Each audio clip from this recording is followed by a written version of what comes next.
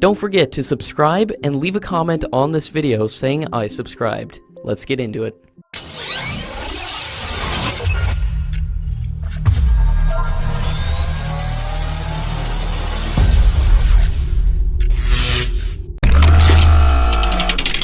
Hindustan Aeronautics Limited is looking to significantly increase the involvement of private companies in manufacturing the Tejas jet fighters. Hindustan Aeronautics Limited has already roped in private companies, including Larsen & Toubro, to manufacture key components for 123 Tejas Mark 1 and Tejas Mark 1A. Larsen & Toubro will manufacture the wings of the aircraft, while Dynamatic Technologies is expected to make the front fuselage, and VEM Technologies will manufacture the center fuselage of the aircraft. With the private sector participation, the per-year production capacity of the aircraft is expected to scale up to 24. In the long run, HAL plans to play the role of a system integrator, with private firms doing most of the manufacturing. As per the latest information, SP-10 will have its first flight by the mid of April, and HAL is also set to start work on the SP-15. According to sources, the active electronically scanned array radar for Tejas Mark 1A can be chosen from France or from Israel.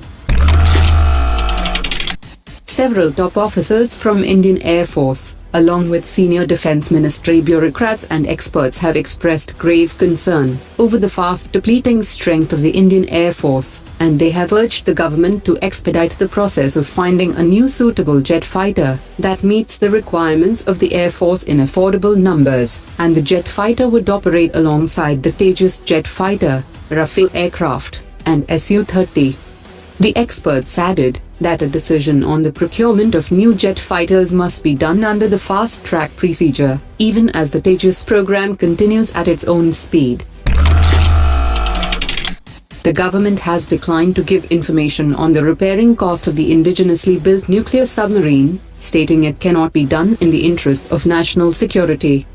In response to another question, the Minister of State for Defense has said that on March 10, India and France have signed an agreement which defines the common security regulations and restricts any exchange of classified information between the two countries.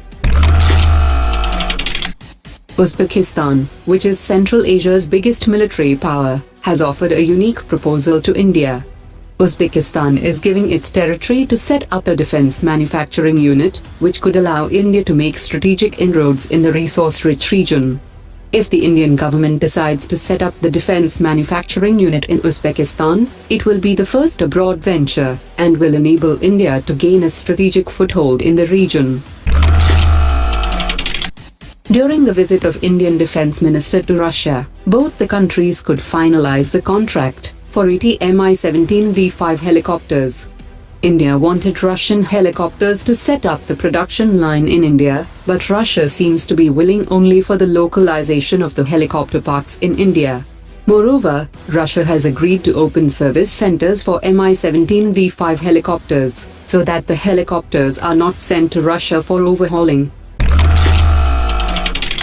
India has downplayed the US proposal for an umbrella communications secrecy pact, as India doesn't want to be described as a NATO ally, but it has requested the US to examine the cross-posting of officers at its Central and Pacific commands, the two theaters that largely determine military-to-military relations between the two countries.